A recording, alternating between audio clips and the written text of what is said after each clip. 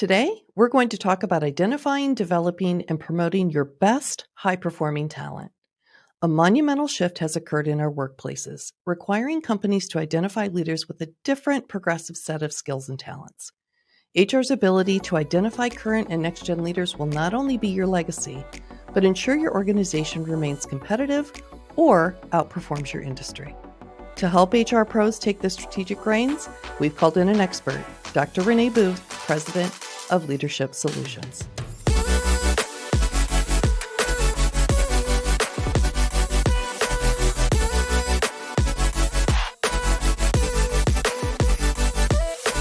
Dr. Renee Booth is an organizational psychologist and prior Hay Group vice president who has spent over 30 years identifying high-performing and high-potential executives. She is a member of the American Psychological Association and is a trusted advisor to some of the most recognizable names and their CEOs and CHROs across the U.S. Dr. Renee Booth, welcome to Voices of HR. Thank you, Berta. I'm so delighted to be here and talk about all of these interesting things in the HR arena.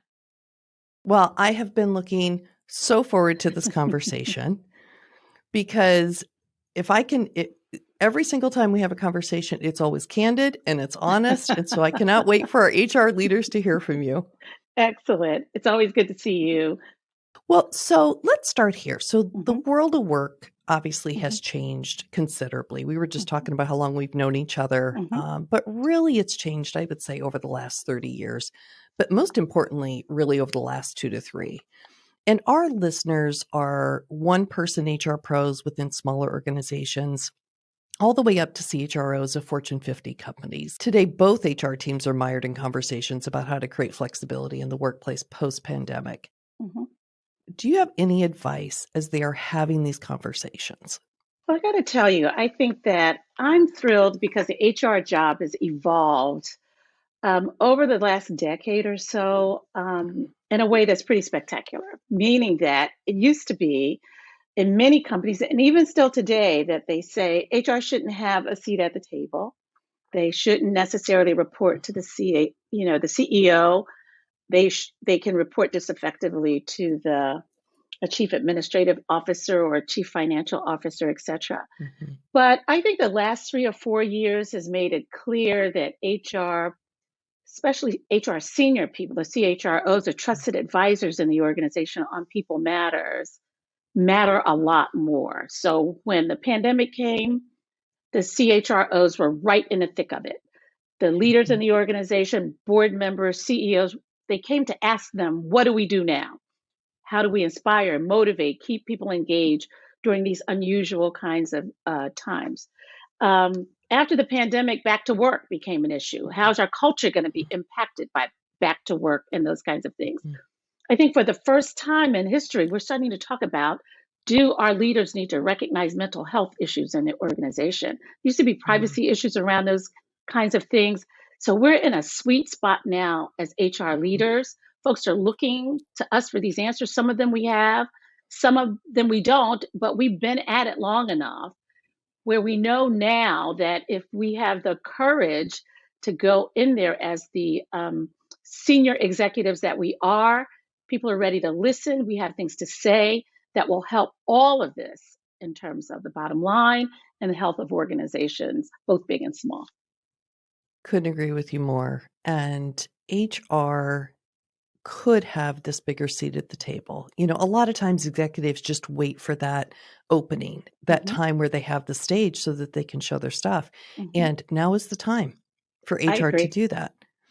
So how does our HR pros earn that trusted advisor role that you really have earned over time? For some of the greatest CEOs across the US, they trust you and they trust your guidance.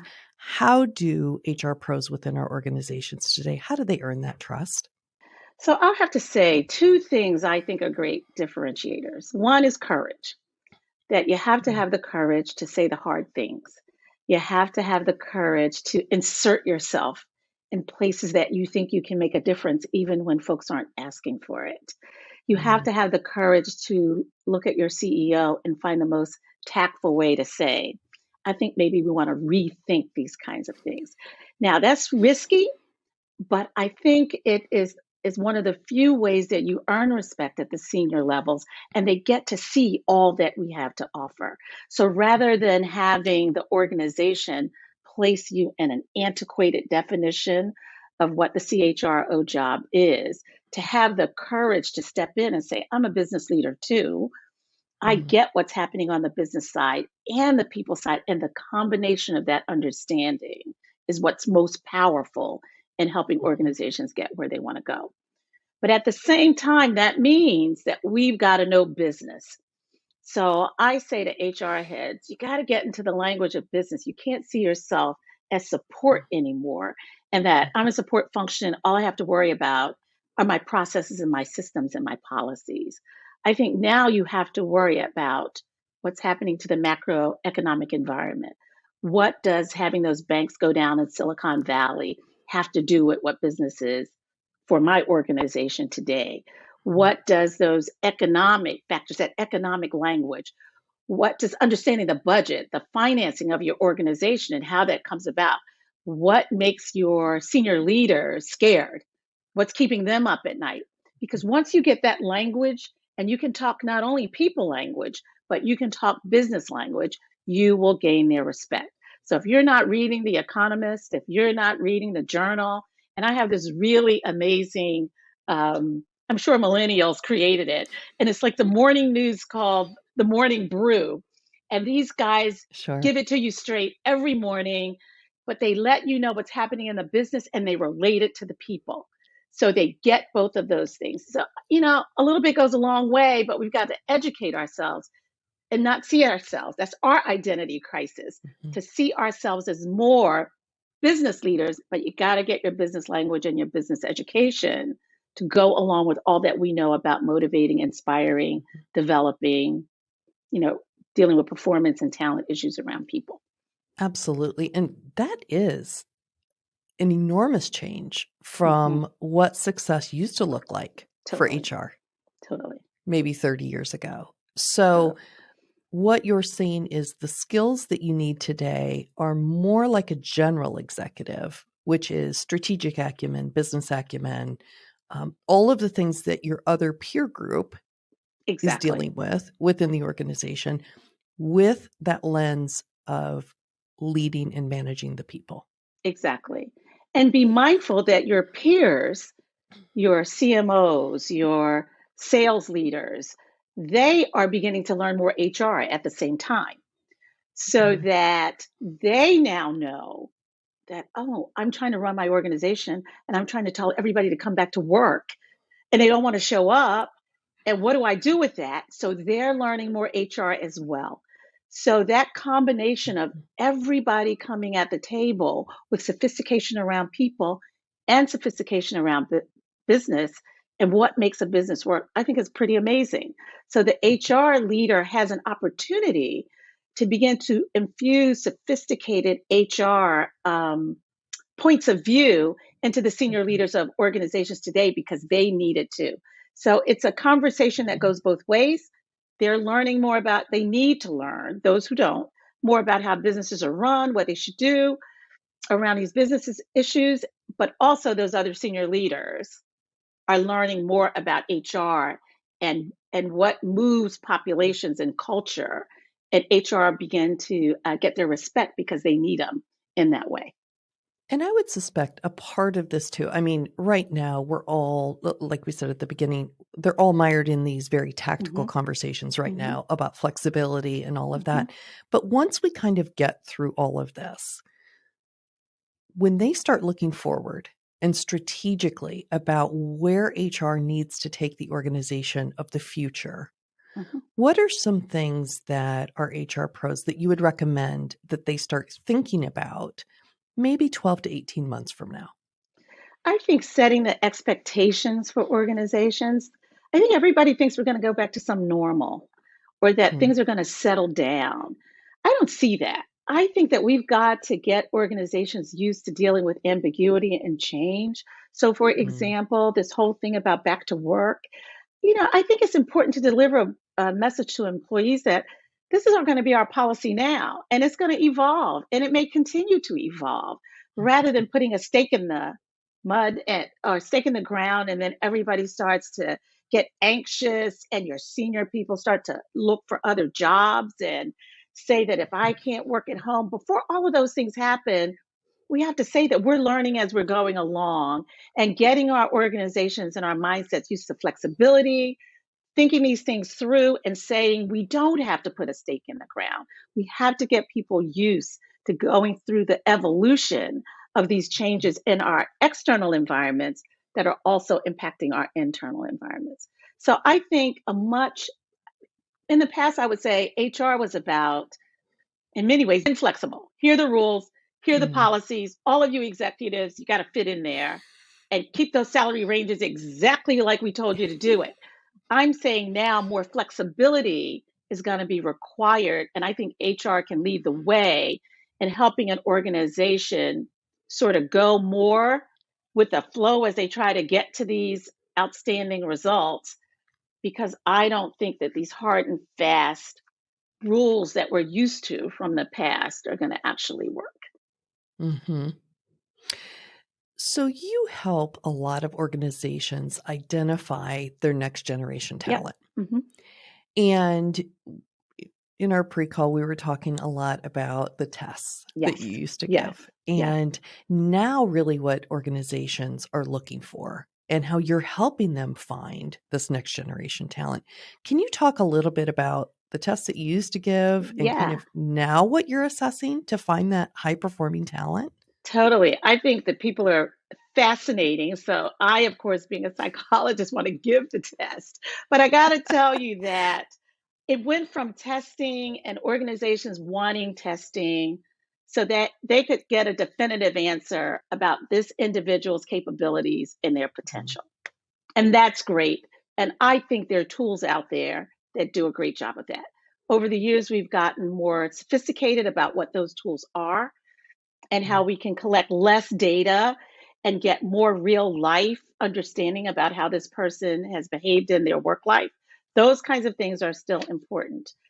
But I think the testing has moved to a place that when you start to talk about personality tests and Myers Briggs and the Hogan and all those kinds of Mhm. tests, they're now becoming a language in which the organization can get on the same page to talk about talent. It used to be only HR and the uh, consultants that they brought into the organizations understood those things. But now there's sort of a common understanding of personality tests, a better respect for them. And I'm finding that there's now languages in organizations so that when the person in marketing says, I'm worried about whether this person has enough results orientation, the person in legal understands exactly what that means. So that Mhm. now my executives have a language that is much more sophisticated than they have had in the past. And they're using that more to, to create the conversations that will help to determine fit rather than using the testing itself to say, this person Mm. is the right person or this person is the wrong person. So I'm happy to say that the sort of people understanding of people and metrics and psychology tests and all those things are not things that people are fearful of, but even the executives are saying to me, I want to know more about me as well because I Mhm. want to fit. I don't just want to go Right. to the organization and say, do you want me? I want to go to an organization that I actually fit into. So those Mhm. tests are becoming friends to the organization and to the individuals to say, not am I good or bad, but is this a good situation where I'm going to fit? And the language becomes more consistent amongst the people that are making those choices. I would say I talk to a lot of HR friends, Hmm. and I think some of their trepidation Hmm. about talent development Hmm. is the fact that the executives, the CEOs, some CEOs included, push back. Hmm. They consider it an expense Hmm. to identify and train up and coming talent, Hmm. particularly even millennials starting very, very early in someone's career. What would you say to those individuals who are trying to convince their Hmm. CEO or their C suite that talent development is necessary? Long ago are gone are the days that the executives sit in their seats and they handpick the next generation of leaders. Hmm. Hmm. I would say to them, One, the best in class organizations Mm. take talent development seriously because high performing talent, when they come in the door, one of the questions they ask is, how am I going to be developed? What are my Mm. opportunities? What does succession planning look like here? All of those things, the best talent now come to organizations expecting that.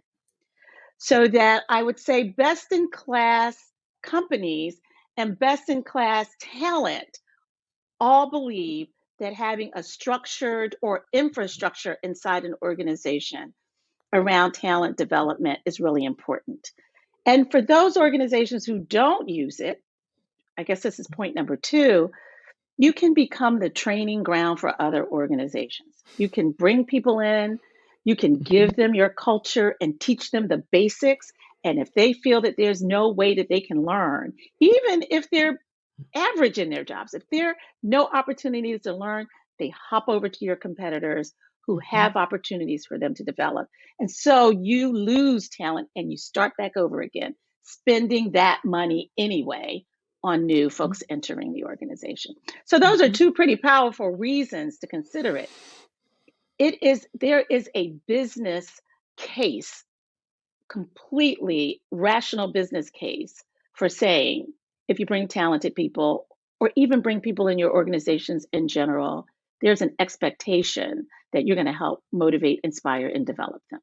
Yeah, because if you aren't, somebody else will. That's exactly And right. That's exactly and I'm right. sure you see it as well as I, offers that are going out to some of this top talent. Not only are they paying at the top of the scale, but they're also offering all these ancillary benefits, That's right. such as a coach for your first 6 months That's exactly right. in the job.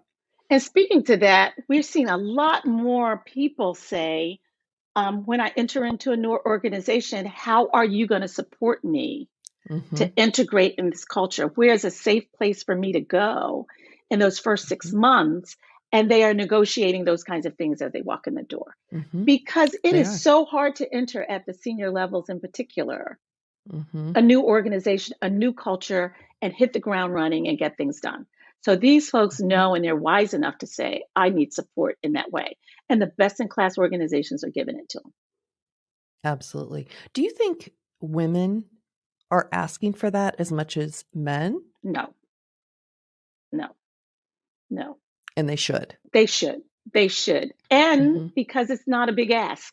And now, Mhm. and the really good companies, it's not unusual. It's not at all unusual. Mhm. So I would say for women, especially who tend to be conservative about what they ask for, I'm like, ask for that. Ask for that. Yeah. It gives you such a leg up in terms of your development, in terms of spending your time on the right things in the beginning, but also not getting yourself in a situation just because of a misstep that will be Mhm. so hard to recover from in your first 6 months or so. Why not get the support? Absolutely. I think that's probably one of the best asks Yeah, that I ever had was my first C-suite position. yeah, I asked for a coach exactly. for the first Exactly. 6 months, and it paid dividends extremely high. But you remember that asking for a coach used to be, oh, you must be a problem child. Yes. It had such stigma attached to it. And now folks are saying that's part of my package. That's a part Mhm. of, and not only a part of my package coming in, but I want to be a part of my package going out because Yes. transitions are hard for Mhm. people in general, but for especially senior C suite people and your hypos, they want to be successful. And they figured out some of the formula of how you're successful, and getting support is one of those. They do. So let's continue on that conversation about there's individuals that are listening, they want to continue to ascend Hmm. and maybe even some aspire for the C-suite. Hmm. What would you recommend they do once they reach that executive level position? Because what I'm finding is individuals expect that they just continue doing more of what they had already done Yeah. when it's a whole different ballgame Yeah. at the Yeah. executive level. So Totally. can you give some advice on that? Yeah, I would say my advice on that is know what you want. Most people, Mhm. my dad used to say to me, most people get what they want. The problem is they don't know what they want. And I Mm. find that there are lots of people who sort of enter there and they say, but do I want to be the chief? Or am I good enough for that? And they wait for the organization to tell them that. And Mhm. I'm saying, it's been my experiences, the ones who get there have the courage to imagine a world in which they are in charge Mhm. and they can say it out loud. They can say it out loud to themselves, to a colleague. Let their expectations be known. Because Berta, really, when you're aspiring for a job, the brilliant part is the working towards it. I mean, getting the Mhm. job, once you get it, that's cool. But the working, so why not imagine that you can work for the biggest possible job that you think that you would love? And so my advice to people is dare to be brave and bold enough to imagine that you can do it, anything you want to do. And the second thing is let somebody know about it.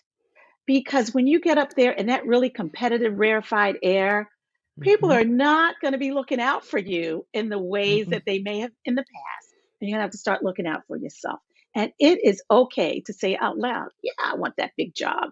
Or yeah, I want to influence those Mhm. people. I want to do this for the good of the whole. I want to see the whole enterprise. Or I want to go to something that I've never done before. It is okay to aspire to those things, but you've got to believe it first. And you can't expect Mhm. the organization to do that thinking and motivating for you. You got to start by doing it for yourself. Absolutely. I do think that most individuals are unprepared for the competition that they're It's going to stiff. feel at the top. It's And stiff. that's why I think, there's these executives that kind of research and you read about, and they're, ex, professional players, Mm-hmm. athletes, Mm-hmm. and they're used to that competitive That's environment. right. But I That's right. also find a lot of women aren't prepared. That's right. They just don't know what to do once they get there. And I think it's because a lot of times we hear build relationships, build strong Exactly. relationships. Exactly. And I think that there is a disconnect Mm-hmm. between what that actually means at Yeah. the top of the organization. Can you give us some insight into what does it really mean when somebody says build strong relationships? Well, I think you have to have a groundswell of support to get things done in organizations. But the old Mm, adage is true that it's more important to be respected for doing your job well and mhm, understanding the sandbox that you're in. That's more respected than being liked or mm, or seeking approval. So lots of people enter those big jobs, and when they hit a rough patch, which you will, mhm, they start talking about fair. Oh gosh, this isn't fair.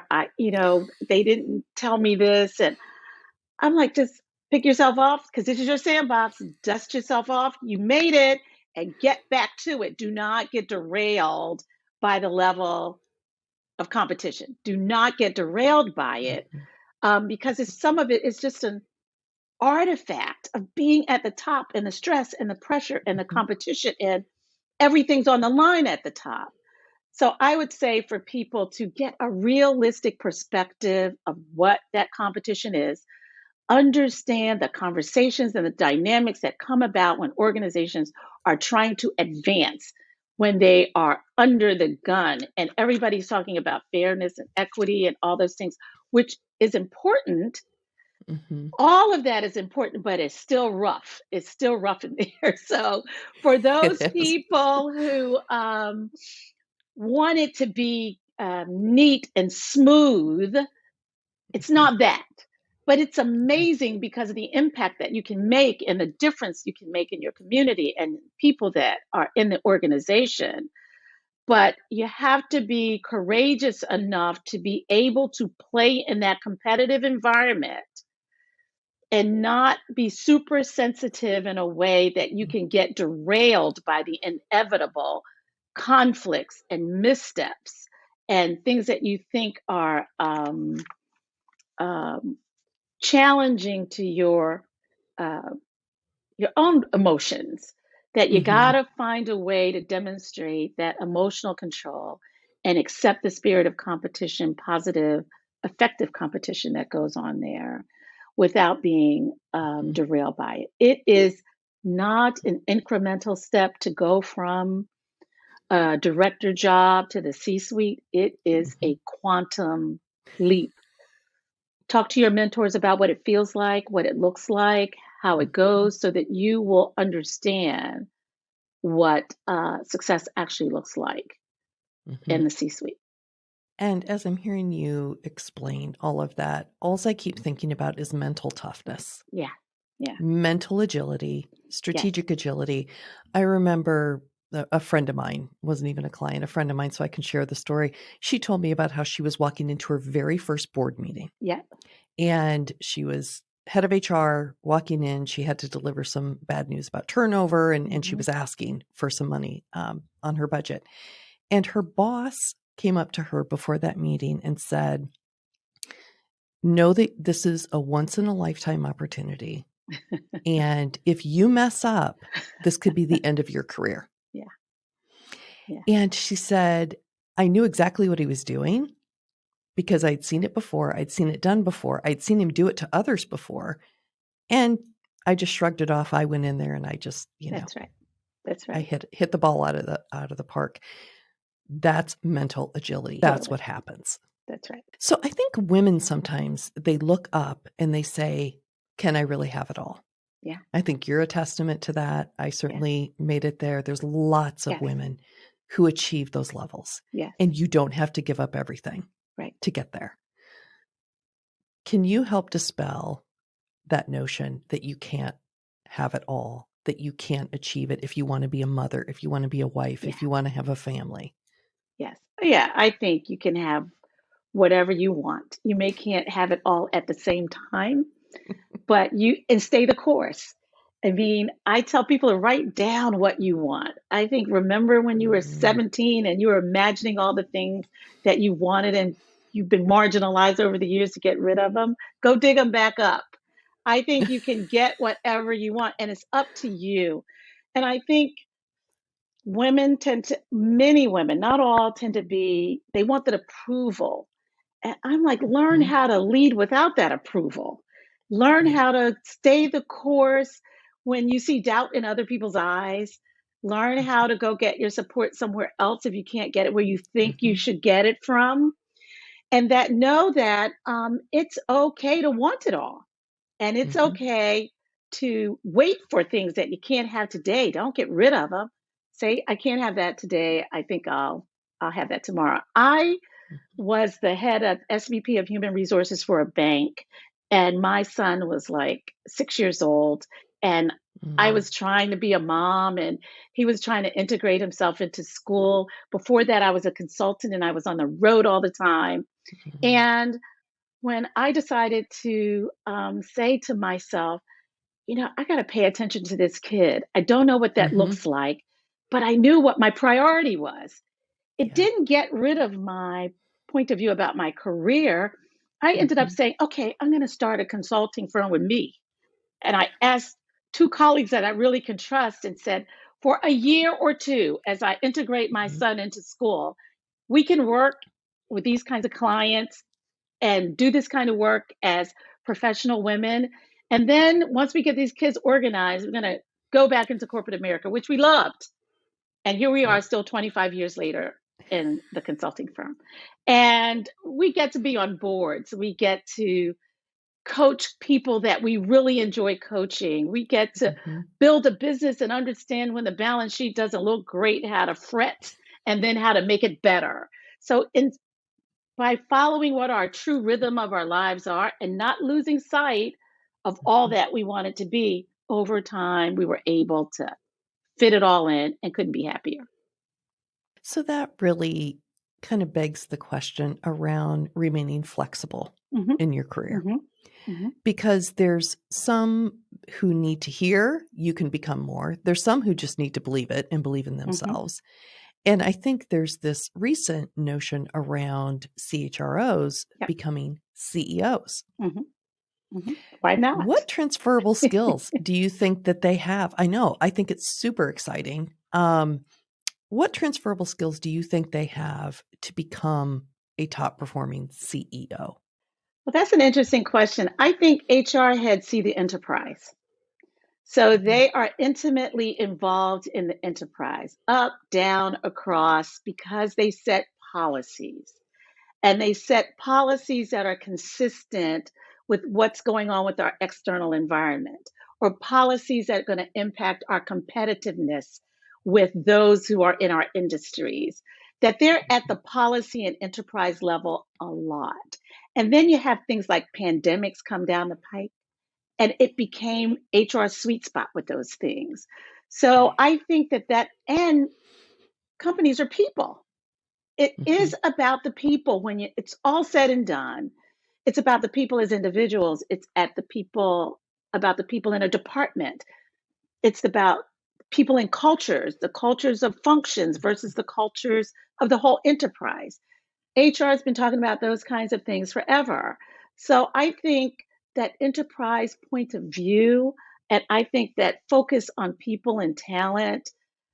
I mean, the good CEOs that I know use HR leaders as your trusted advisors in those ways, and they talk about the business with them. And a lot of them got their business education not from MBA programs, Mhm. but from their CEOs and people on the leadership team. So it's a very applied understanding of business and how it works and what Mhm. the ups and downs and the pitfalls are, but it's also about the talent itself, how the talent feels and how it operates at the most senior levels in the organization to get it done. So why not? I say they're poised for that. Why not? Absolutely. So let me take you down a little bit of a rabbit hole right now, just to make sure that what we promised at the top of the podcast, that we actually deliver. We had promised our HR pros that we would help them identify top talent. Hmm. And I suspect some of your larger, most outperforming organizations are really starting to look at talent soon after they arrive within the Hmm. organization, out of Hmm. college, maybe. What one, two, or three talents or skills do you think our HR pros should start looking for to identify that next generation of talent? Yeah, I think one of the um, classic characteristics is going to have to be adaptability and flexibility, Mhm. because I'm finding that for the first time in my career, in leadership positions, we have baby boomers, we have Gen Xers, and we have millennials. And these guys all have a different point of view on how to Mhm. manage, motivate, and inspire people. So that if you're coming into an organization nowadays, and they have similar levels of power and influence in the organization, because it used to be the Mhm. baby boomers had all the power and everybody did things according to how they saw it. Let's set goals and objectives, follow your goals and objectives. You'll get your 3% and you'll get whatever else is coming to you in That's bonus or right. incentive. Well, it got more fluid, and the millennials are saying that the how is as important as the what. How Mm. I do what I do is as important as the what I do. Mhm. When you're coming into a new organization, I think HR should make sure that who they're hiring is flexible enough to speak the language of these different kinds of leadership styles and Mhm. types that are going to exist um, in these organizations. So, and I think the flexibility would extend to learning new things, because now it's not always up straight up in the organization, Mhm. but folks who come into the organization and have interest in diversity and a variety of the kinds of things that they're going to be doing in their careers as they move forward. So that adaptability and that point of view. But at the same time, things like results orientation. Do you want Mhm. to work hard? Do you want to make a difference in this organization? Can you get along with other people in the Mhm. organization? Those things will remain important always. But I think this flexibility, this adaptability is going to be really important as Mhm. people navigate what our organizations are going to become in the future. I also think that, unlike the past, I don't think the junior people need to be overly educated. When I entered the Mm. workforce, I had a doctorate. I sort of like the idea. I sort of like the idea of these, younger people getting their bachelor's, working a while, thinking about what other kind of Mhm. education they want, and getting that, and making it a more iterative process about Mhm. application and learning and those kinds of things. So, once again, it goes back to that notion of flexibility as a characteristic, adaptability, because we're going to be international and global, and all those things are Mhm. going to be clearly, I think, having working independently and this notion around tech. You got to be able to monitor yourself and work independently if you're working at home and if you're not. Those kinds of things, I think, are going to be the new criterion for people, the young people, to be effective in organizations. But I think if you get people who come in with the right set of values, you can teach them lots of things. But those values are about, Mm. do I want to be in this place? Do I want to really work hard? Am I going to be adaptable and flexible here? Or am I going to just dig my heels in and say, I got to go jogging at 8 a.m. And if you don't let me do it, I'm not going to work here. That the flexibility and adaptability part, because it is really diverse in terms of leadership in these Mhm. organizations today. And what about now let's flip this over and say there's certain types of people that you don't want Hmm. to ascend in your Hmm. organization. I always Hmm. think about the ones that lack the character Hmm. and maybe have Hmm. narcissistic tendencies. That's right. How do you identify them? How do you identify the people that you really don't want to become a toxic leader within your organization? I would say that used to be hard, but it's pretty easy, because what we're doing now is, if you did a 360 on somebody, and organizations make that a normal course of how they run their organizations, Mhm. their peers will tell you, the people who work for them will tell you, your customers and your clients will tell you. Mhm. People with narcissistic tendencies are all about themselves, and people feel that, and they Yeah. know that they are not working in the interest of the good of the whole. The identification of these people is fairly easy because they are not to be denied. However, what people do with them is a really big problem. The differentiating leaders are really good leaders, deal with that thing early, clearly, get the toxic stuff out of there as soon as they know it, as soon as feasibly possible. The poorer leaders end up letting this thing lag on until it influences their culture in all different Mhm. kinds of ways that are not positive. So the identification is, even if you feel it yourself as a leader, um, the tools that are now being used in HR are helping them to identify Mhm. these types as well. But the most important thing is, what do you do when you find out? What do you do with that person that is toxic, that is undermining, that is narcissistic? And I guess what I would say is, the sooner the better. Make the tough call. Mhm. Make the tough call. Yeah, absolutely. And I guess that's where that courage comes in that you talked about. Exactly.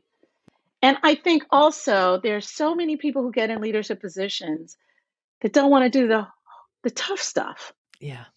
And I think that you can help people get to where they belong, whether it's in your organization or not, in a compassionate way. But if it's not working, it's not working. It's not going to be good for anybody, because you don't want to do that difficult thing, because it makes you feel bad and it is kind of icky. Mhm. But that's what they that's what they pay you the big bucks for, is to sometimes do some of that tough stuff. It is. It you, is. you you can't let that kind of stuff flounder in organizations. It's not an easy job. That's why It's very not an few easy make job. it. That's right. Ab- That's right. Absolutely. Okay, so at the end of every podcast, we ask these questions called rapid fire questions. So Hmm. they're one Hmm. sentence, and it's really just to get our audience to get to know you a little bit better. Are you ready?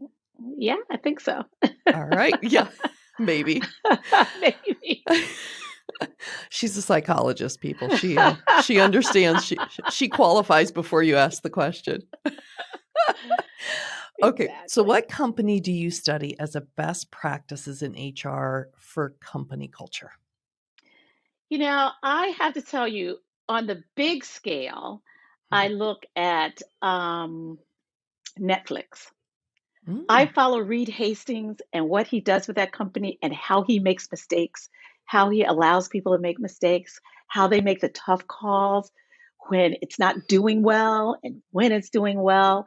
And I follow what he does with people, how he announces it to people, his communication strategies with mm, them.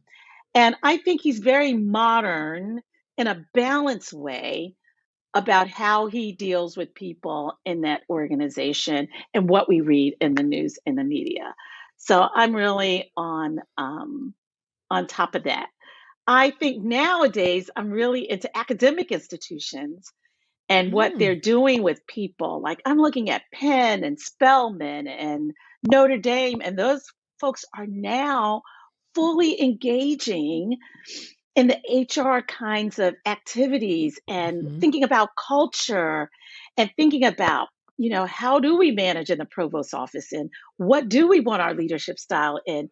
And it's like new fertile ground to begin to think about those. So those are like the two places that I have been really watching personally to see how the academic institutions are embracing leadership development and seeing mm, how pop culture organizations like Netflix is mhm, doing it in a way where they're holding people accountable, mhm. but it's still kind of cool to work there. It's really cool to work there.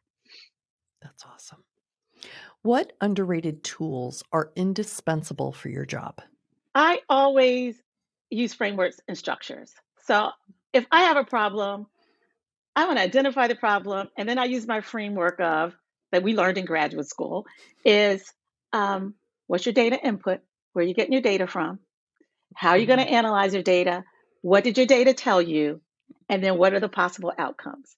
So it's just about everything that pops up. I'm like, where's my data? And that people say, why do you go to college? That one thing I learned out of college was pretty amazing. So I liked frameworks and tools. And I even like it for people. If this person is a problem, give me my data and my input. Let's mm, analyze it. Let's think about the situations that they're in, when it works, when it doesn't work, and then let's talk about what we're going to do. Because that framework keeps you honest. It doesn't let your gut overrule what the mm, data is actually saying and those kinds of things. So even if I'm looking at an organization's culture, I say, okay, what are they doing in terms of leadership? What are they doing in terms of culture? What are they doing in terms of reward and recognition? I want my variables in a framework to analyze it as opposed to going with anecdotal information that people provide and those kinds of things. So I go back to my basics of what I learned about discovery before coming up with these answers quickly without, doing my work. absolutely. Do you have a favorite fail forward of yours? Yeah, I think, yeah, I do because I think every single time I did anything for just the money, whether it was Mm, take on a big client, whether it was developing a product that was going to be easy to sell, and it was all about the money, it always ended up in a really crazy wackadoodle kind of place. So mm, I always try to stay ahead of or think through why am I doing this? Why am I doing this? And make my purpose lead my discussions or lead my decisions as opposed mm, to doing things for the money. And the other thing is saying no, is saying no. I yeah, always want to say yes. I always want to be there and do it. And learning the art of saying no, there mhm. were like some pivotal times when all I had to do was say no. And it would have made a whole world of difference. So now I really, really hold myself accountable for is this a no moment? And then say the no, say the no. Say the no. What advice would you give to a woman who wants to ascend or succeed in an HR or any role within an organization? Courage, courage. Mm, Even when it's scary, even when it's difficult, if you've got something to say at the table, say it. Just say it. mm, It you will be stunned at how what you say can be insightful to other people. And don't be afraid to make that mistake that you sound ridiculous. Frame it like, I may be wrong, or I may not be understanding, or I don't understand what you're exactly saying. However, whatever you need to do, have the courage to say it. You can say anything you want to say in a tactful way. And the good HR leaders I know, they look their CEOs in the eye and they've got a way of saying, yeah, I hear you, but let's think about that. And not be the order takers and just doing what everybody wants them to do, but say, Mhm. hey, I'm at this table and I count. And I've got some experiences that you don't have, and you need them in this discussion. Have the Mhm. courage to say it, and you'll always recover from the outcomes, whether it was good or bad. So have the courage to say what you need to say. All right, Dr. Renee Booth, where can people go to learn more about you? I have a small boutique firm in Philadelphia, and we can be reached at www.leadership-solutions.com. Today, we've been joined by Dr. Renee Booth, founder and president of Leadership Solutions.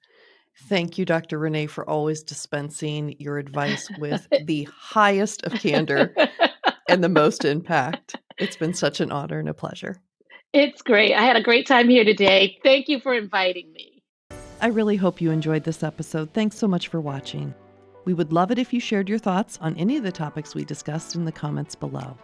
And if you got value from the video, it would mean the world to us if you hit the like button and subscribe to the HR Morning channel. Thank you so much for joining us, and we'll see you next time on Voices of HR.